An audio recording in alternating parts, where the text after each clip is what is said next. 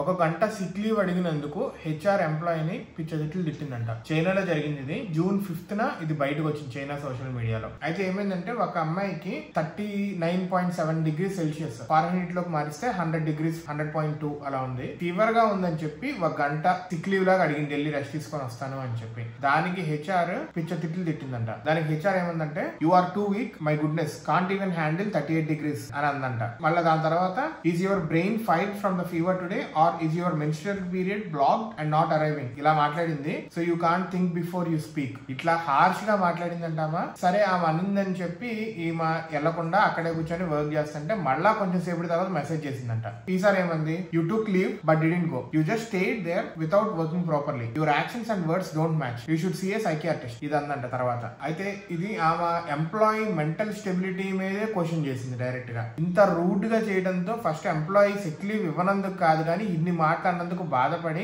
Social మీడియాలో దీని గురించి పోస్ట్ చేసింది. అయితే అనానిమస్ గానే పోస్ట్ చేసింది. దీంతో ఇది బాగా వైరల్ అయ్యి అక్కడ చైనాలో ఈ డిపార్ట్మెంట్, గవర్నమెంట్ డిపార్ట్మెంట్ ఎవరైతే ఉన్నారో వాళ్ళు దీని మీద యాక్షన్ తీసుకున్నారు. కంపెనీ దగ్గరికి వెళ్ళారు, కంపెనీతో కూడా మాట్లాడారు. అయితే కంపెనీ వాళ్ళు ఏమంటున్నారంటే ఇది ఆ ఇద్దరు ఎంప్లాయీస్ మధ్యలో ఉన్న డిస్ప్యూటే కానీ కంపెనీ నార్మ్స్ అయితే ఇలా ఉండవు అని చెప్పారు. దీని వల్ల ఈ డిస్ప్యూట్ వల్ల ఎంప్లాయీకి ఎటువంటి డిస్క్రిమినేషన్ అనేది ఉండదు, అదే విధంగా పేలో కూడా ఎటువంటి ప్రాబ్లం అనేది జరగకుండా చూసుకుంటాం. కానీ కంపెనీ నార్మ్స్ ఉల్లంఘించినందుకు ఎంప్లాయీని టెర్మినేట్ చేశామని చెప్పారు. సో దీన్ని ఇంకా సోషల్ మీడియాలో బాగా ఇదంతా కూడా వైరల్ అయ్యేసరికి జరిగిందంతా ఎంప్లాయీస్ అంతా అసలు ఈ ఎంటర్టైన్మెంట్ ఇండస్ట్రీ అనే దానికే వెళ్ళకూడదు, అందరూ ఇక్కడ ఇట్లాగే చండాలంగా ఉంటారు అంటున్నారు. అయితే ఫైనల్ గా ఇది ఎంటర్టైన్మెంట్ ఇండస్ట్రీలో ఉన్న హెచ్ఆర్ కి ఎంప్లాయీకి మధ్య జరిగిన గొడవ.